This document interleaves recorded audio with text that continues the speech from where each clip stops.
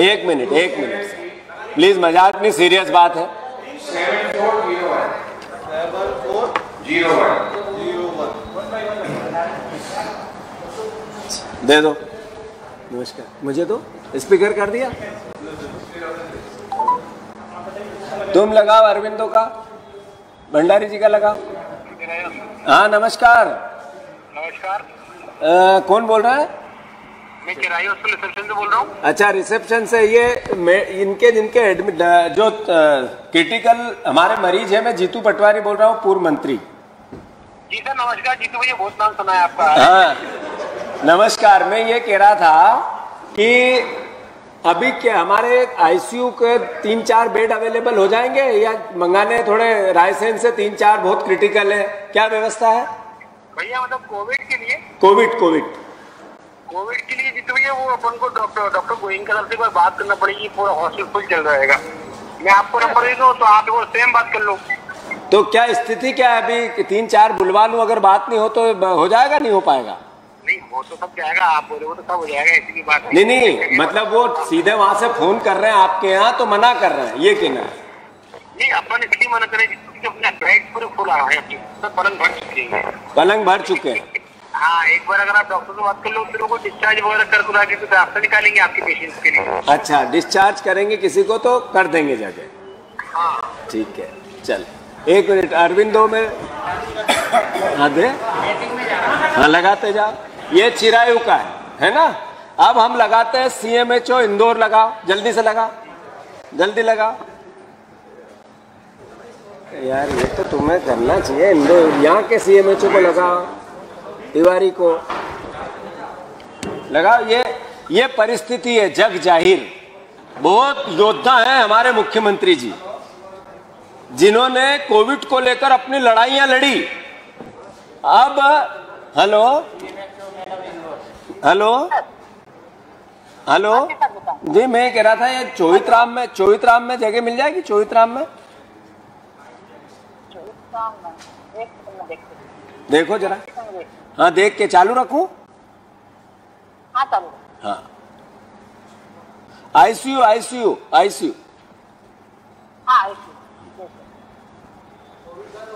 हाँ कोविड का ICU.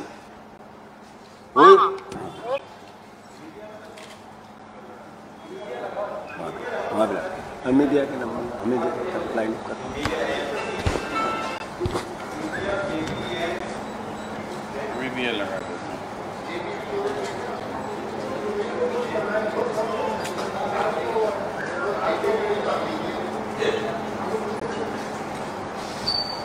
Hello.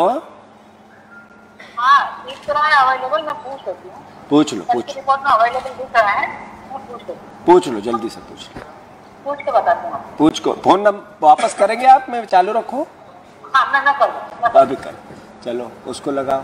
Lakhwani, चौहितराम में लखवानी को लगाओ।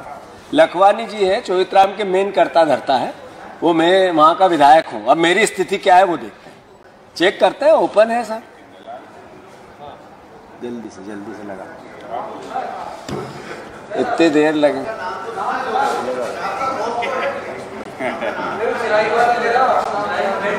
ये खोप नहीं, प्यार है। वो क्या है, आपके नाम से तो घबरा के वैसे ही देंगे। एक दो और लगा लेते हैं। फिर मेरा निवेदन है कि आपको अगर कहीं मैं चुनौती देता हूं मुख्यमंत्री जी को कि ये सारे जर्नलिस्ट बैठे हैं, आप अपने अपने फोन से किसी भी हॉस्पिटल में लगाओ। जैसे यहाँ पे परिस्थिति आई है वैसी ही परिस्थिति हर हॉस्पिटल की। विषय ये हंसी की, मजाक की या क्रिटिसिज्म की या आरोप प्रत्यारोप की नहीं। ये मध्य प्रदेश की स्थिति है और मध्य प्रदेश के मुख्यमंत्री क्या कर रहे हैं, इससे लड़ के सर सवाल ये है। 1 मिनट भैया, नमस्कार, जीतू बोल रहा हूँ। कहाँ हो बॉस? अस्पताल में आईसीयू के अंदर। अच्छा, वो मैं 2-3 ये आईसीयू के पेशेंट है भैया, भेजने पड़ेंगे, थोड़ी मदद कर दोगे क्या? जी मेरे पास कोई जगह नहीं है, एक पलंग भी खाली। एक पलंग आईसीयू का? हाँ, एक भी पलंग खाली नहीं। अच्छा, चाचा की तबीयत कैसी है उनकी? बेहतर है, ठीक है। चलो फिर हो तो मुझे बताना है ना? खाली होंगे, कोई अपना खास होगा तो शाम तक ठीक है, ठीक है, चलो ठीक है, ठीक है बॉस। ये अरविंदो है ना, मालिक है भंडारी, कौन है आप? कौन से एक हॉस्पिटल भोपाल का और ले लो। मतलब कुल मिला के भावना ये है कि मध्य प्रदेश की स्थिति क्या है। अब आप देखो कि पहले 20 दिन पहले जहां 1000 मरीज आते थे, वहां 2400 मरीज, 2300 मरीज, 2200 मरीज रोज मध्य प्रदेश के आ रहे हैं। इंदौर, भोपाल, ग्वालियर जहां पे पिछले 4 महीने में 3000 पेशेंट आए। 22 तारीख से पहले जो आयोजन हुए मुख्यमंत्री जी ने खुद ने किए, भीड़ की, अपना स्वागत करवाया, उसके बाद 3000 पेशेंट हो गए। मध्य प्रदेश के मुख्यमंत्री जंग लड़ रहे हैं कोरोना से, कोविड से। स्थिति यह है कि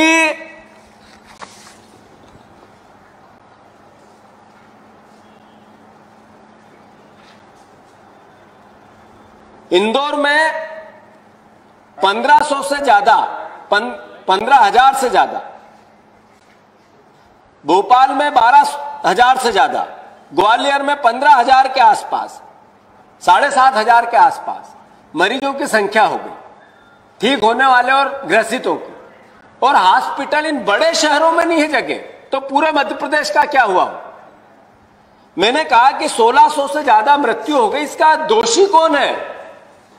इंदौर में कलश यात्राएं निकाली जा रही भारतीय जनता पार्टी द्वारा। छोटी छोटी बच्चियां 10-10 साल की, उनके एक मटके का लालच, एक साड़ी का लालच, उनको रोड पे मरने के लिए आह्वान कर रही भारतीय जनता पार्टी। आप देखो कि सिस्टम कैसा चरमरा गया। मुख्यमंत्री कहते हैं मैं पूजा करूं ना करूं, पर रोज समीक्षा करता हूं कोविड को लेकर। और हालात क्या है, क्या निर्णय, क्या डिसीजन, क्या किया आपने कोविड को लेकर सरकार ने? आप कहते हो समीक्षा के बाद कि इंदौर, भोपाल कोई मरीज ना आए, जहां है वहीं इलाज कराएं। यह मुख्यमंत्री का वक्तव्य है। तो ये कैसा आपका योद्धा, आप कैसे योद्धा हो लड़ने के लिए कोविड से? मैं मानता हूं कि भारतीय जनता पार्टी ने मौत के गाल में पूरे मध्य प्रदेश को इस सरकार ने अपने लालच, अपनी सत्ता के हवस और अपने ईगो को सेटिस्फेक्शन के लिए लोगों की मौत कर दी। थोड़ी मुख्यमंत्री थोड़ा सा एहसास करें उस परिवार को जिसके घर में कोरोना आ गया, पूरा परिवार तड़प जाता है। एक परिवार का आदमी प्राइवेट हॉस्पिटल में भर्ती हो गया तो मकान गिरवी रख के इलाज करा सकता है। आर्थिक स्थिति मिडिल क्लास के व्यक्ति की नहीं है कि वो 5-6 से 6 लाख में ठीक होकर घर आ जाए। ये मध्य प्रदेश के हॉस्पिटल्स की लूट और मध्य प्रदेश सरकार की उसको छूट। आप देखो कि भयावह स्थिति मध्य प्रदेश में ला दी। मैं मानता हूं ऐसी सारी परिस्थितियों के बाद मध्य प्रदेश के मुख्यमंत्री को इसी वक्त एक व्हाइट पेपर कोविड को लेकर आपने क्या किया, मध्य प्रदेश की जनता को क्या दिया और मध्य प्रदेश की जनता, मध्य प्रदेश कहां पहुंच गया, प्रदेश के सामने लाना चाहिए। रोज बड़े बड़े आयोजन, भाषण, मुख्यमंत्री को गालियां देना, पूर्व मुख्यमंत्री को भ्रष्टाचार के आरोप लगाना। मध्य प्रदेश में ऑक्सीजन की कमी है। ऑक्सीजन की कमी, इस बीमारी का पहला इलाज कोविड का है कि पूर्ण ऑक्सीजन की आपूर्ति हो, हर हॉस्पिटल में हो, सरलता से हो, सस्ती हो। तो मध्य प्रदेश के पास अब हॉस्पिटल में ऑक्सीजन की कमी आ गई है। ये मेरा आरोप नहीं है, सरकार के आंकड़े हैं और ये अखबारों की हेडलाइन है। एक अखबार में कहा 250 रुपए का ऑक्सीजन सिलेंडर 450 में दे रहे हैं। दूसरे अखबार ने कहा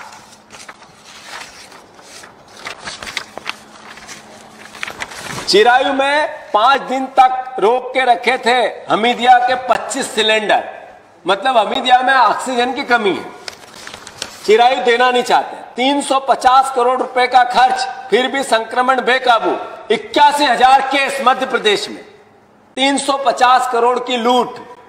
जैसा मुख्यमंत्री जी ने कहा, प्रधानमंत्री जी ने आपदा को अवसर समझो, यह अवसर बनाने की कोशिश और वाहवाही लेने की बात, मैं मानता हूं ये सब बातें,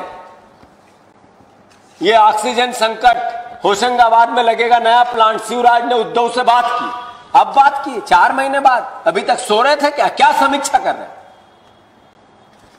मानना एक भ्रष्टाचारी लोगों का कुनबा आरोप लगाता है पूर्व मुख्यमंत्री पर कि आपने ट्रांसफर की फैक्ट्री खोल ली, उद्योग खोल लिया, लगातार बयान। मैं पिछले 4 महीने कोविड की महामारी में, जहां एक जगह से दूसरी जगह आना जाना प्रतिबंध था, इस सरकार ने क्या किया? यह भ्रष्टाचारी सरकार अपने आप को कहती है कि हम साफ गोई से काम करते हैं। इस सरकार ने 10,000 ऑफलाइन टीचरों के ट्रांसफर किए अभी इस महीने, 1 महीने में। इस सरकार ने 10,000 से ज्यादा दूसरे अलग अलग विभागों के छोटे छोटे कर्मचारियों के ट्रांसफर किए। इन्होंने 70% आईएएस बदल दी, 65% आईपीएस बदल दिए, डीएसपी और डिप्टी कलेक्टर की रेंज 80% ट्रांसफर कर दी। यह सरकार आईएसएफ 50% वन विभाग के 50% ट्रांसफर कर दी। आरटीओ जगह जगह, जिससे सबसे ज्यादा भ्रष्टाचार करना चाहते हैं ये दो कुनबे, ये मैं नहीं कह रहा हूं, ये भारतीय जनता पार्टी के महामंत्री आए थे संतोष, उन्होंने कहा कि ज्योतिरादित्य का सिंधिया का खेमा भारतीय जनता पार्टी में घुल नहीं रहा है। ये मेरे बयान नहीं है, अखबारों में मैंने देखे। ये घुलने वाला पदार्थ है ही नहीं ज्योतिरादित्य सिंधिया, जलने वाला पदार्थ है।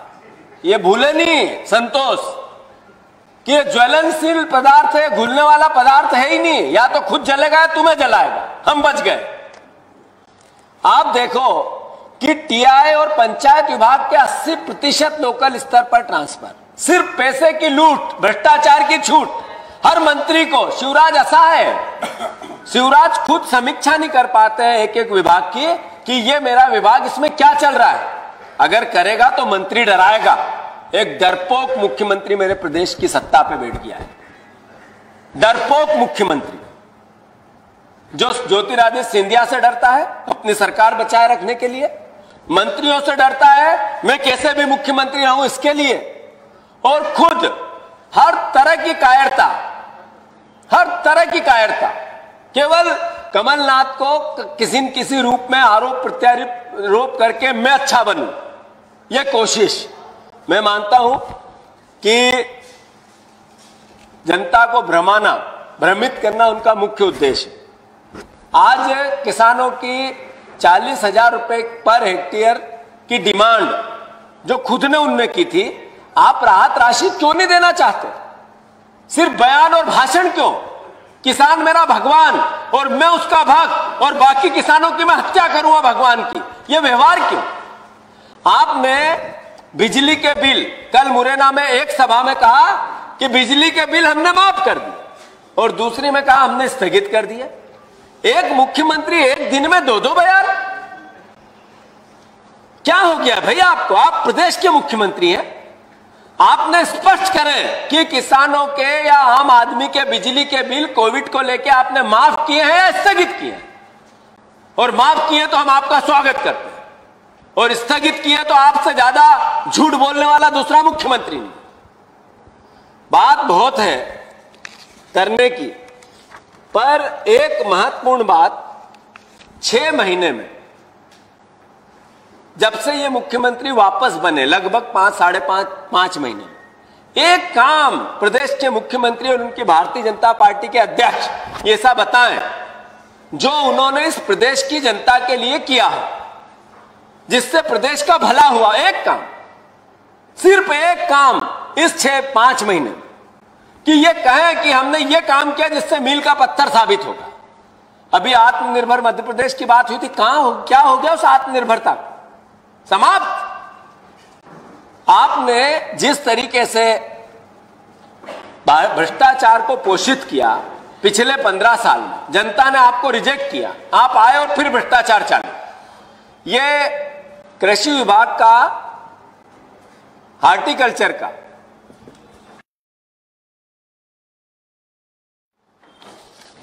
एक घोटाला सामने आया, तो आप पिछले 10 साल की जांच क्यों नहीं कराते? सिर्फ 6 महीने, 8 महीने या 10 महीने की जांच क्यों कराना चाहते हैं? हमारे कृषि मंत्री ने लिख के दिया, एक उनकी नोटशीट है उन्होंने जारी की कि इस तरह से इस अधिकारी इसमें लिप्त है, इन पर कार्रवाई होनी चाहिए। तो मौन क्यों है यह सरकार? जब पिछली सरकार जांच के दायरे में ला चुकी थी पूरे घटनाक्रम को, तो आपने उसको क्यों? इसलिए कि गुजरात का एक व्यापारी उसमें लिप्त है, इसलिए बचाना चाहते हो।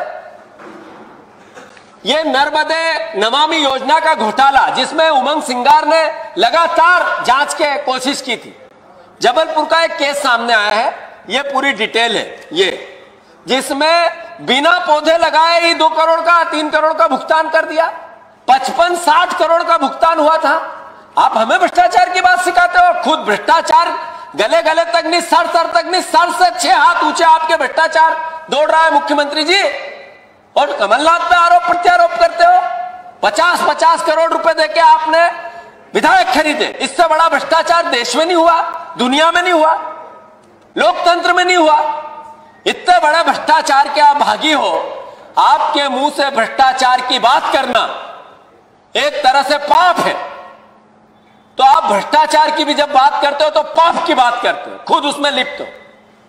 मैं मानता हूं कि कांग्रेस पार्टी ने इन सब बातों को जनता तक ले जाने की बात करी है। जैसे ही चुनाव डिक्लेयर होंगे, हमारी अभी कोशिश होती है कि हम कम से कम जनता के बीच में जाएं, जिससे ये कोविड की बीमारी से जनता बचे। मैं आग्रह करता हूं भारतीय जनता पार्टी के नेताओं से, आपसे प्रार्थना है कि कोविड की महामारी में संयम और राजनीतिक पुट से ज्यादा लोगों की जान है, ये संक्रमण की रोकथाम है, कोरोना से लड़ाई है। इसमें आपका पहला अधिकार है इससे लड़ने का और एक मर्यादा सहित कोई योजना बनाने का। कांग्रेस पार्टी आपका साथ देना चाहती है इस जंग में। हम चाहते हैं कि कोविड से लड़ने में सरकार का हम साथ दें, पर सरकार ही भ्रमित हो जाए तो कौन क्या करे। मैं मानता हूं कमलनाथ जी ने स्पष्ट संयम के साथ राजनीतिक आयोजन की बात की, कभी वो निकले नहीं कि भीड़ होगी तो कोविड ज्यादा फैलेगा। एक मर्यादा एक नेता ने रखी, उसके विपरीत भारतीय जनता पार्टी ने क्या किया, आप सबको सर्वविदित दे दे। हम मानते हैं हम सबको मिलकर इस कोविड से लड़ना चाहिए, और शिवराज सिंह चौहान से अनुरोध है कि आप जबरदस्ती के मुख्यमंत्री हो, कुर्सी हत्या कर बैठने की, चोरी की कुर्सी पर बैठे हो आप, तो चोरी की कुर्सी पर बैठ के जितना हो सके भला करने की कोशिश करो, क्योंकि बहुत कम समय है आपके पास। जैसे जितना समय है उसमें संयम से मध्य प्रदेश का और लोगों का भला करो।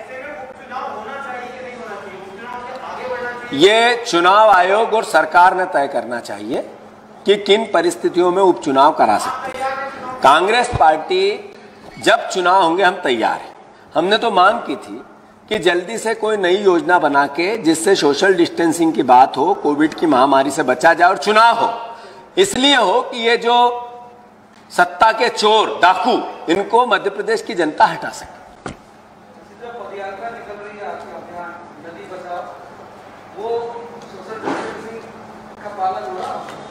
मैंने कि हम सबको इस बात का ध्यान रखना चाहिए। जहां तक नर्मदा की बात है या यात्रा की बात है, मैं मानता हूं उसमें सोशल डिस्टेंसिंग के पालन के साथ ही उस काम को कर रहे हैं, इसीलिए 12 दिन चले। जो यात्रा 10 दिन में पूरी हो सकती थी, 8 दिन में पूरी हो सकती थी, उसको 11 दिन चलाया गया। इसका मूल कारण था कि भारतीय जनता पार्टी का असली भ्रष्टाचारी चेहरे को भी तो सामने लाना है। उसमें आप सब लोग लिखते हो, अखबारों में आता है, और जब उस बात को एक राजनीतिक दल विपक्ष नहीं उठाए, ये भी ठीक नहीं है। तो इसलिए मैं मानता हूं कि इनके भ्रष्टाचार को सर्वविदित करना भी हमारा दायित्व है, वो हम कर रहे हैं। और कोई? Thank you. आपने जब सीएम शिवराज सिंह पर जब आरोप लगाए थे कि उनके घर पर मशीन मिली थी नोटों की, तो वो कोर्ट गए।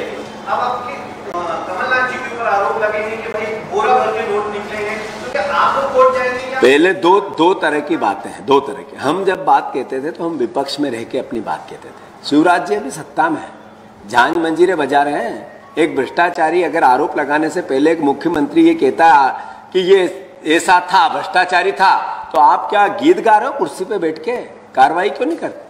झूठ, भ्रम, मायाजाल, लोगों को भ्रमित करना शिवराज का पर्याय है। इसलिए इनके आरोपों में इसीलिए सच्चाई नहीं है कि जो मुंह से बोलता है और काम नहीं करता है। कमलनाथ कहते थे मुंह चलाने और सरकार चलाने में अंतर है, ये मुंह चलाने वाले लोग।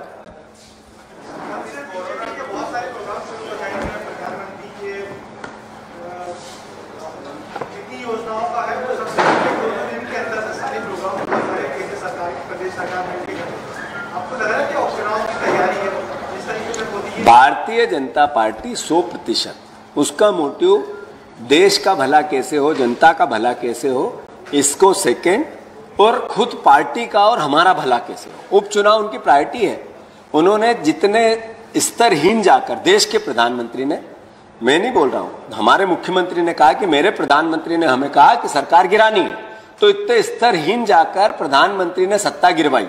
तो नेचुरल है उनको लोगों की जान से मतलब नहीं है। उपचुनाव की तैयारियों के संदर्भ में ऐसी तैयारियां जिससे लोग भ्रमित हो, भूमि पूजन हो, किसी प्रकार का आयोजन हो, जनता को हम प्रभावित करें, ये कर रहे हैं, जो कि गलत है। और चुनाव की तैयारी नेचुरल है उनकी है, चुनाव होंगे तो हम भी करेंगे। आपने बताया कि 2000 से ज्यादा मामले रोजाना 39 मिनट में मौत हो रही है और 2 मिनट 3 मरीज आ रहे हैं। अब ऐसी स्थिति में जो राजनीतिक सभाएं होंगी, प्रचार प्रसार होगा, इसको चुनाव आयोग ने संज्ञान में लेना चाहिए। स्थिति भयावह है और मैं मानता हूं कि चूंकि एक राजनीतिक दल का कार्यकर्ता, एक राजनीतिक दल का दायित्व होता है, जब चुनाव आते हैं तो उसको जनता के पास जाके जीतना होता है। अगर सरकार, प्रशासन और चुनाव आयोग ऐसी व्यवस्था बनाएगा कि जिससे सोशल डिस्टेंसिंग बनी रहे, ऐसे नियम बनाएगा तो हम पालेंगे। अगर नहीं बनाएगा तो हम भी जनता है, क्योंकि सरकार तो खुद चाह रही है कि हम नियम तोड़ें। सरकार तोड़ रही है, मुख्यमंत्री उसके नेता हैं। नए नियम तोड़ने के, लॉकडाउन के नियम तोड़ने के प्रधानमंत्री जो भाषण देते हैं उसकी अवहेलना करने वाला कोई एक योद्धा है जो नेतृत्व कर रहा है, वो शिवराज सिंह चौहान है।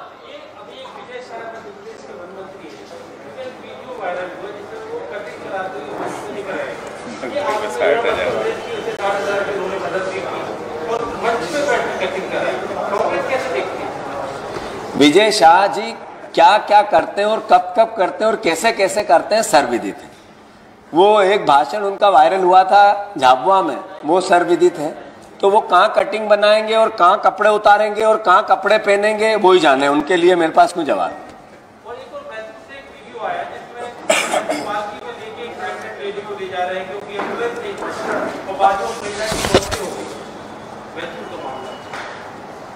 फिर से मैं सॉरी में फिर से बताएं, एक क्या था?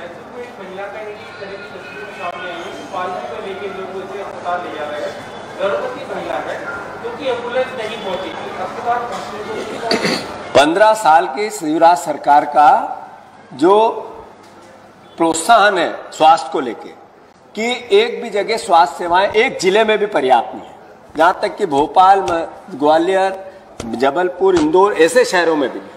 तो आप इस जो बैतूल का मामला है, ऐसे मध्य प्रदेश में सैकड़ों जगहें हैं जहां शिवराज का रोज चेहरा दिखता है कि कुछ नहीं किया है। कई महिलाएं मरती है, कई परिवार के बुजुर्ग मरते हैं, स्वास्थ्य सेवाओं की कमी होती है, एम्बुलेंस की कमी होती है, डॉक्टरों में अलग अलग हॉस्पिटल्स में इक्विपमेंट की कमी होती है। ये असली पारितोषिक है शिवराज के 15 साल का। तो शिवराज जी का चेहरा दिखता है उस महिला के पूरे कृत्य में। मैं मानता हूं कि ये शिवराज की करनी और कथनी का अंतर है।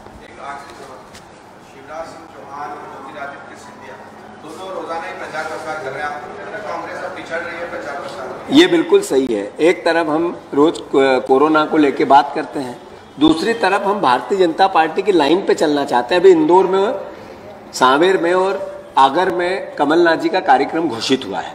पूरी तैयारी सोशल डिस्टेंस के साथ होगी। हर कुर्सी की दूरी कितनी होगी, कौन कौन कैसे बैठेगा, ये पूरा ध्यान रखा जा रहा है। कुल मिला के चूंकि हम राजनीतिक दल है, जब सत्ताधारी दल वो काम करता है तो हम कितने दिन धैर्य रखें, कब तक धैर्य रखें। आज आप देखो 3 महीने से 2 महीने से कर रहे हैं। 2 महीने बाद जब हमारे मुख्यमंत्री, पूर्व मुख्यमंत्री, हम लोग जा रहे हैं तो अल्टीमेटली इनका विरोध ही इतना है कि भीड़ इतनी होती है कि हम कई बार चूक भी हो जाती है। पर हमारी कोशिश होती है हम सोशल डिस्टेंसिंग का पालन करें, और ये तो लोग जनता को मारने में लगे। धन्यवाद।